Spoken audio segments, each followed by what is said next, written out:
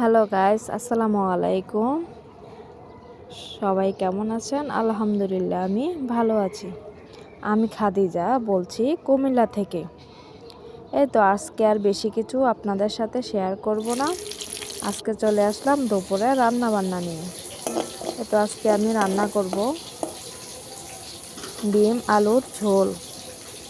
এখানে আমি পেঁয়াজ, কাঁচামরিচ একটু ভাজা করে নিয়ে সব মশলা একসাথে গুলিয়ে দিয়ে দিব, যাতে আমার রান্নাটা একটু শর্টকাট হয়।